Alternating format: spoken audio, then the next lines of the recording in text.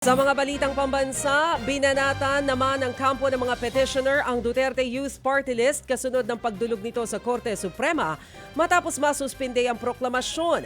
Matatanda ang sinisisi ni Duterte Youth Chairman Ronald Cardema ang mga reklamong isinampa ng Kabataan Party List kaya hindi sila agad na iproklama.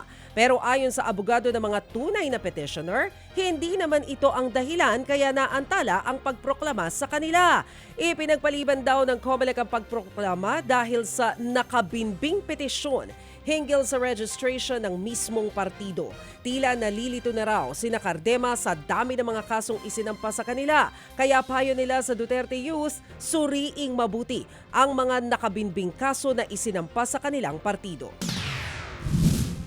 In fact, walang kapanapanalo yung Duterte Youth sa kaso na to because even then, sila mismo po dun sa record ng COMELEC, yung sagot nila sa aming kaso, inamin nila po na hindi sila nag-publish. So kumbaga, walang question po sa fact na hindi sila nag-comply doon sa registration process.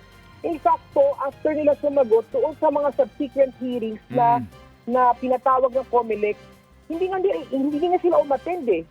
Yan ang tinig ni Attorney Emil Maranion, ang legal counsel ng mga petitioner kontra sa Duterte Youth Party List.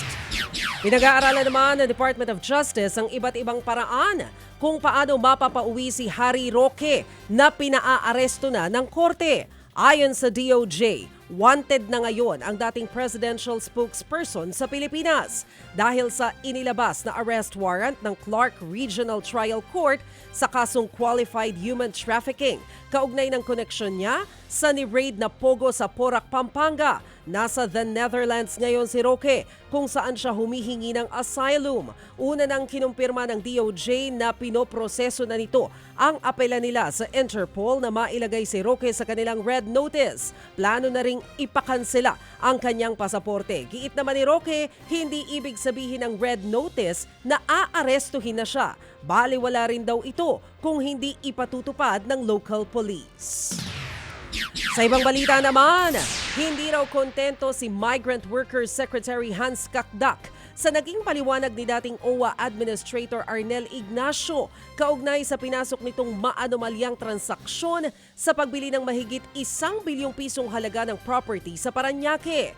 Parehong sinibak sa pwesto sina Ignacio at OWA Deputy Administrator Emma Sinclair dahil sa naturang deal. Una nang sinabi ni Ignacio na nagulat din daw siya sa mga paratang sa kanya. Pero ayon sa DMW, hindi dumaan sa Board of Trustees ang pagbili sa naturang property kaya posibleng maharap sa kaukulang reklamo si Ignacio.